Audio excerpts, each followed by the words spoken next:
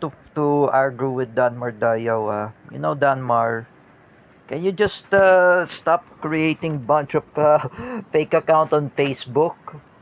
You're always messing at Kuya Rodelio Daguman. And even who else? Mrs. Annie Gill, the mother of David. Why do you still creating a fake account, Danmar? What is your ambition was? To create chaos, to create bullying? Danmar, you need to stop. I've been messaged to Jardino. I've been talk with Jerick Silva in TikTok Live. Why can't you just stop creating fake accounts, even you, Sangkay Janjan? I say to both of you, Danmar Dayaw and Sangkay Janjan, please, both of you, do not create fake account on Facebook. You don't know, both of you don't know about the cybercrime. You don't know about cyberbullying. Oh, at least I warned Teacher Kel. Oh, even at her husband, Eskel Penumbra. Be careful that fake accounts from Kuya Rodelio Daguman, and it's not really him. The fake account anyway, it's from Danmar. Because I saw the post from Roylan Marlang, mag-ingat kayo sa mga fake account. You know what's the fake account was? It's a fake account of Danmar Dayaw. Danmar, if I were you, you need to stop. Jaredino wants to tell Patrick Quezon, to tell Patrick that Danmar Dayaw should stop creating fake account. You don't know what is a fake account on Facebook. Let me ask you something, Danmar. What is your ambition to create a fake account on Facebook? To create the trolls, to create cyberbullying? You want to harass Kuya Rodelio Daguman that he is an anti-Marcos if he's a pro-Duterte, that he is non-political, and he's neutral? Danmar, you need to stop creating fake account on Facebook. If I were you, look at Bam Hernando. He doesn't want to create fake account on Facebook. Me, I don't want to create fake account on Facebook. I was warned by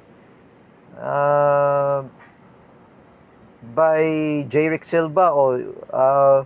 He said to me, do not create too much fake account. Danmar, you need to stop creating fake accounts about Rodelio Daguman and Mrs. Annie Gill. And you're the one who ruined Cedric Mariano's art to create a fake account of David Gill. Danmar, stop framing everyone. Stop slandering everyone. Me, I don't want to frame Luis Cabales. What is wrong with you? To all of idiot Marcos loyalists who were fake Filipinos, who were BBM bloggers, Sangkay Janjan, Romeo TV Vlog, Ate Dina Guillermo, Teacher Alexandra Pagkalinawan, Eskel Penumbra, Kel Pabelo, Danmar Dayaw.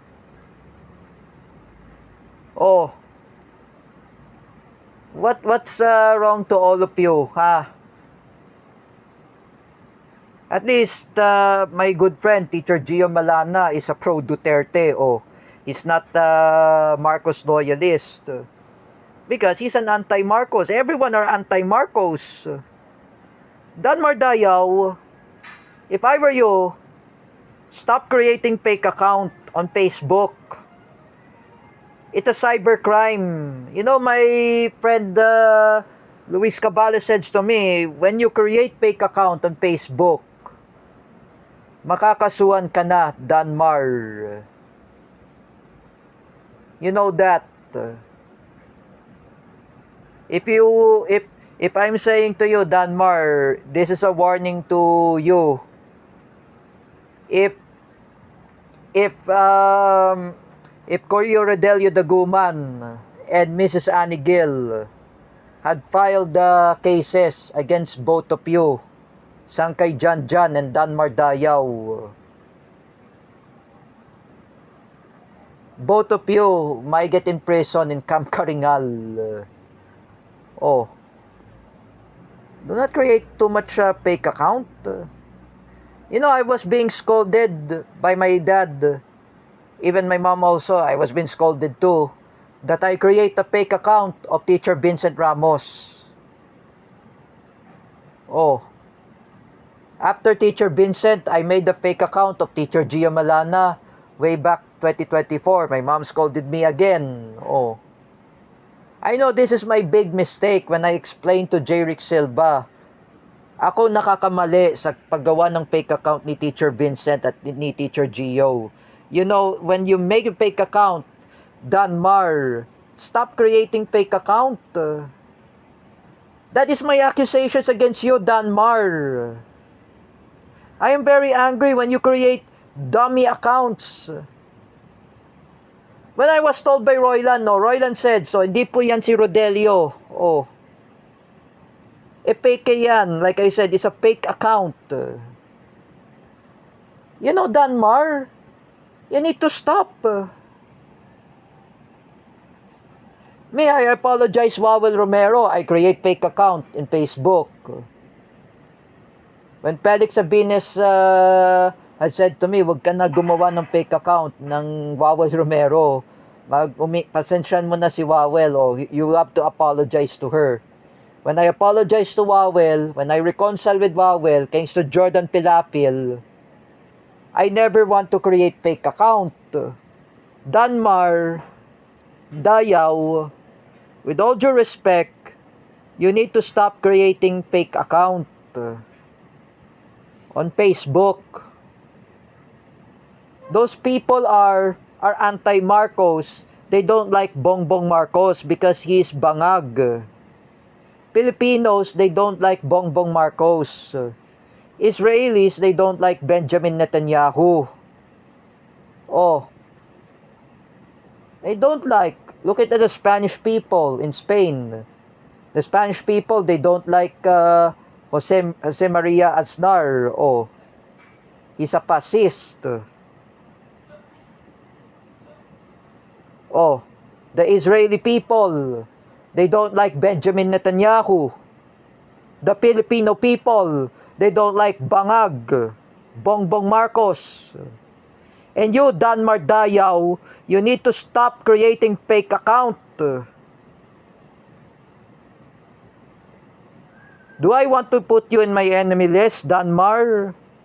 To create you creating about the trolls, you creating a dummy account to harass anyone who are not involved. We're not doing anything to you. They are not doing anything to you, Danmar. If I were you, manahimik ka na lang, I said to you, Danmar. Franco Cagayat is very angry at you. Why you still creating fake account?